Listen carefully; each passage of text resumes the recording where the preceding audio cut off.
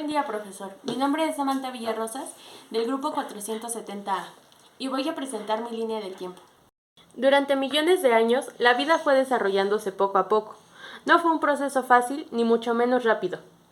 Durante el Eón Precámbrico, hace 4.500 millones de años, presenciábamos la era Ádica. Durante este periodo, el universo solo contaba con la estrella más grande que conocemos, el Sol, acompañado de polvo. Después, las rocas y el polvo formaron lo que hoy en día conocemos como la Tierra. Sin embargo, en este tiempo no sobreviviríamos, pues se encontraba a 1200 grados Celsius, sin aire, solo dióxido de carbono, nitrógeno y vapor. Pero el rápido rotamiento de la Tierra hacía que un día solo durara 6 horas.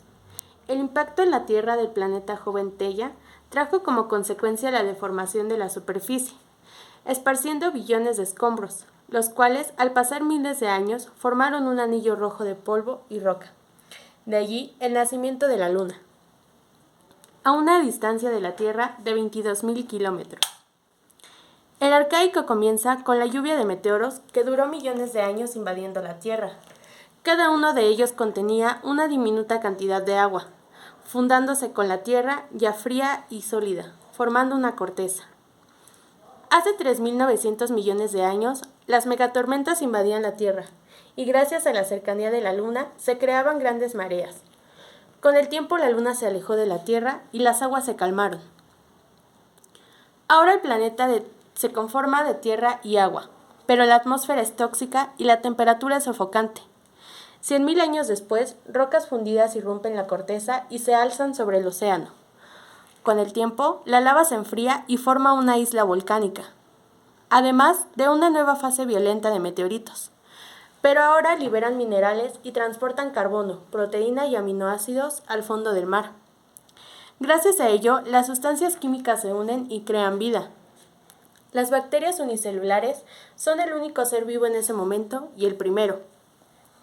3.500 millones de años antes, colonias llamadas estromatolitos, debajo del mar, comenzaban el proceso de fotosíntesis, quienes transformaban la luz del sol en alimento.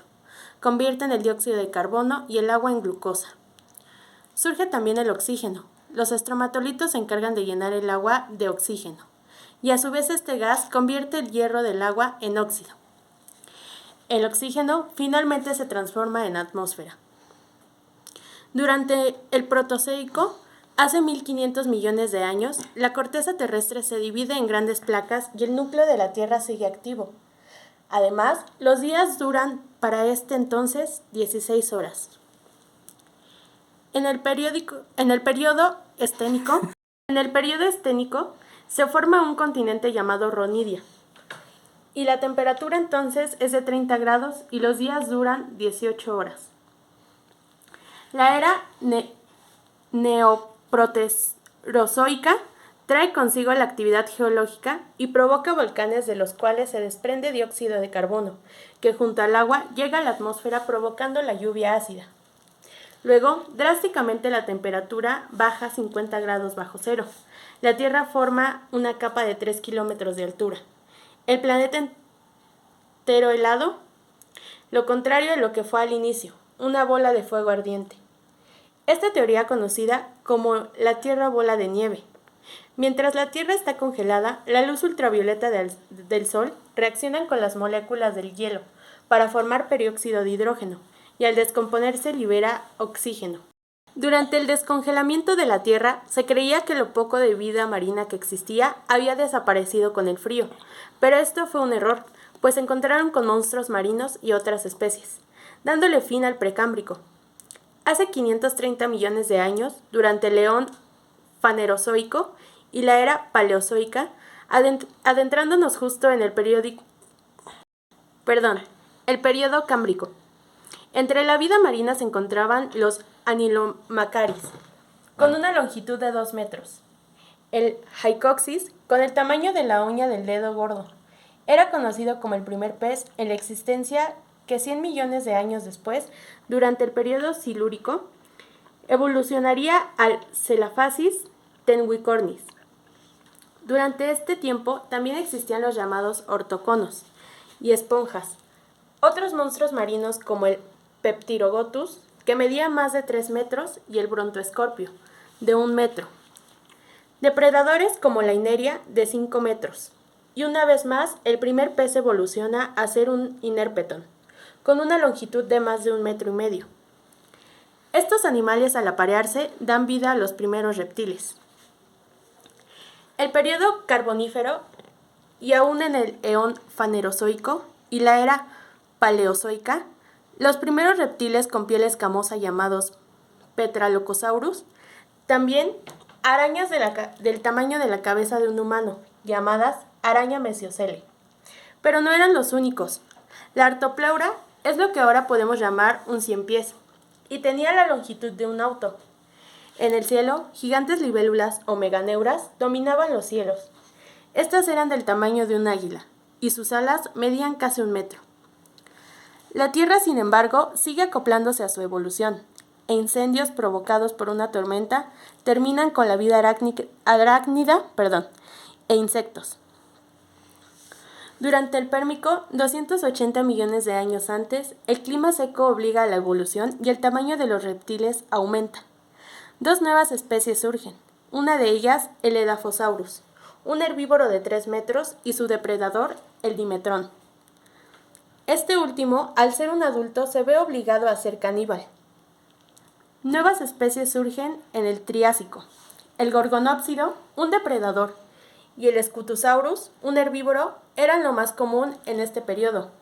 Aquí comenzaba la era mesozoica, y también ya existían los primeros mamíferos, los cynodonts, que habitaban en las cuevas para esconderse de los Coephalopsis, carnívoros ágiles para cazar.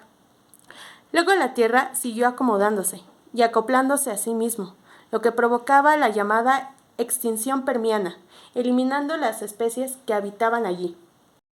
El período Jurásico es uno de los más históricos en la evolución de la vida. Comienza hace 200 millones de años con la aparición del continente Pangea, y que en la época superior comienza a separarse. Los habitantes de esta época eran los ornitolestes y los alosaurios, quienes eran carnívoros, herbívoros como el Diplodocus, Brachiosaurus y el Stegosaurio.